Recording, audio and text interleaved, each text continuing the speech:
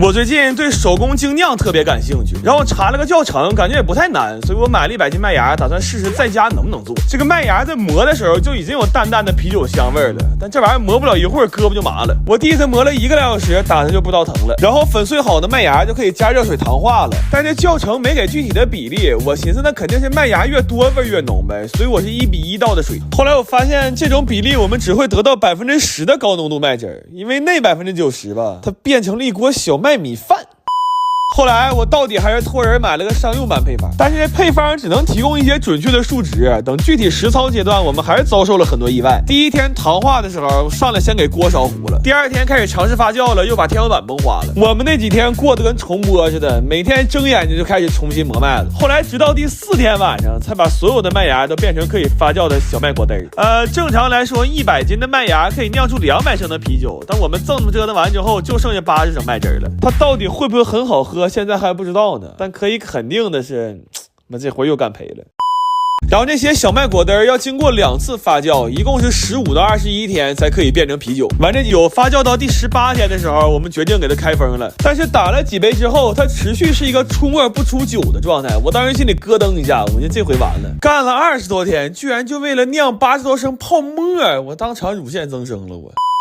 后来我查了一下，精酿得冷藏才能打出来，但是冰箱里放不下这么多滴，所以我们就抱着这些酒出去找了个修配厂，狂打氟利昂暴力降温。这酒在凉下来之后打出来的状态就很正常了，并且口味得到了全场的一致好评。然后等他们都冷却到3、4度的时候，这个酒再打出来就非常漂亮了。我不敢说它现在能不能称得上是一杯非常好的浑浊 IPA， 但以我这么多年吐床头柜里的经验来看，这个酒从外观、口感、气泡、香味来说，都可以算上是一份80分以上的精酿。就直到这会儿我才敢把我印的贴纸拿出来，刚才出泡沫的时候我都差点给它烧了。但是我们不会算酒精度，所以用人体测量的方式开怀畅饮了一下。我估计这个酒的酒精度应该在5度左右，甚至还会更多。因为第2天我们把所有人的记忆都总结了一遍，发现并不能拼成一个完整的昨天。最近这天越来越凉了，好不容易这2天赶个晴天，我们决定放个假，抓住夏天的小尾巴，我们要出去露营了。然后想到这应该是今年的最后一次露营了，就决定干把大的，光打包就收拾了1天1夜，差点没给加班。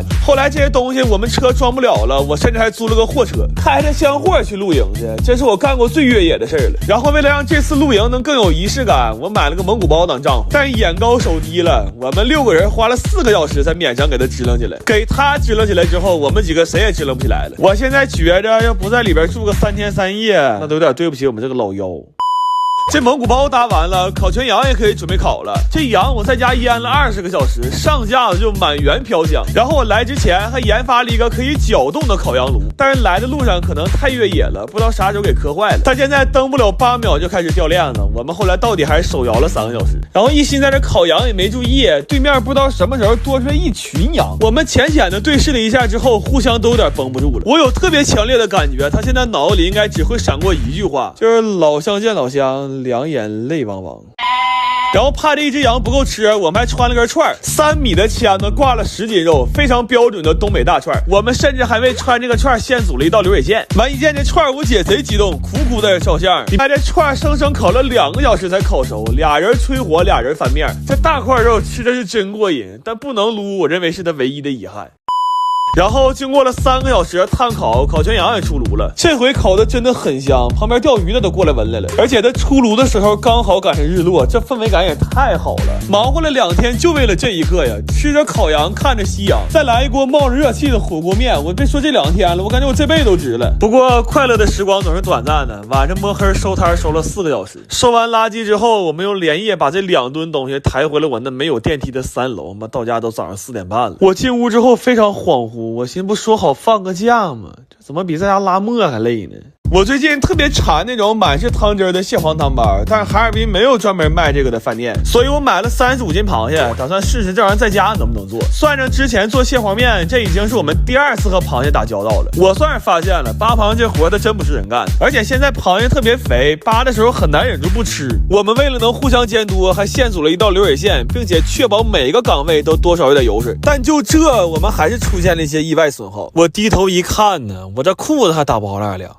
这些是我们7个小时一动没动扒出来的，炒完了一共是6斤6两。我寻思这包上包子不就能吃饭了吗？但是世事难料啊，这包子根本就没个包。这个汤包啊，它讲究一个皮儿薄，所以对手法就有很高的要求。我夯包了一下午啊，翻车了无数回，愣是没得到一个完整的包子。后来我试了一下日式记的方子，它是2叉面粉揉成团之后反复擀压15次。这老高级面粉这么干可太变态了，我一下梦回醒时苏啊！我们擀了2个小时才擀好，然后包完膜给它醒一醒就能用了。到这儿我才明白，合着扒螃蟹是这里他妈最简单的一步啊！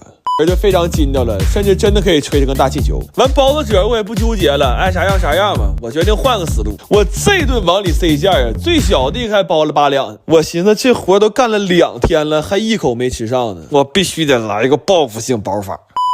经过了2天2夜，我这汤包终于要出炉了。得力于日式记的配方，这么沉的馅儿，那包子愣是一个没破。这汤汁吸一口又鲜又甜呢，这是我长这么大第一次用勺吃包子。完这蟹壳让我煮汤了，做了一锅没有科技的蟹粉豆腐，这味儿真鲜呢。然后我算了一下，每个包子最少包了5只螃蟹，光成本就200块钱了，它活该好吃。不过这玩意儿好是好，就是寒性太大了，大半夜的没敢吃姜，就把夏天做的红糖姜块翻出来了。我怎么也想不到啊，5个月前遭的罪，今天居然享上福了。你说这事儿整的。我前2天看了个纪录片，说随着时代的发展，现在潮汕都很少有人做手打牛肉丸了。我看完之后就很感慨，所以我也买俩锤子打算家试试。主要我看纪录片里的师傅砸的都挺轻松的，但干上之后发现并不简单。这俩锤子加起来6斤重，听起来好像没那么沉，但抡起来绝对坚持不了5分钟。我有一台砸了3分半，手就不能回弯了，然后还开始不自觉的抽抽。问题这肉越砸越碎，根本砸不成肉泥的状态。我们分别在4个地方买的肉，砸了10个小时，但做出来的丸子都是这种一摸就碎的。后来我查了一下，这就是因为牛走太早了，牛肉一旦宰杀超过6小时，它自己就会出水，这我就很尴尬了。难不成我还得拎着棒子上草原上追着牛跑吗？而且即便我去了，那画面应该也是牛追着我拎俩棒槌跑啊。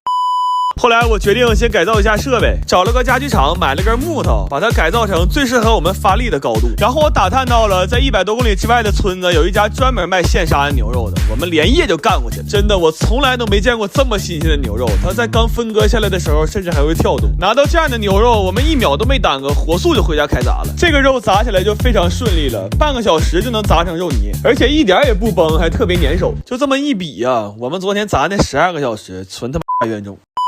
这回终于要见亮了，这回买了30斤牛肉，我们5个小时就砸完了。用这次牛肉做出来的丸子真的非常的弹，掰开一个感受一下这种筋道，这才是真正的手打牛肉丸，而且它真的可以当乒乓球打。然后还掉了锅骨汤，它熬了4个小时都没变色。后来我到底还是选择了科技改变生活。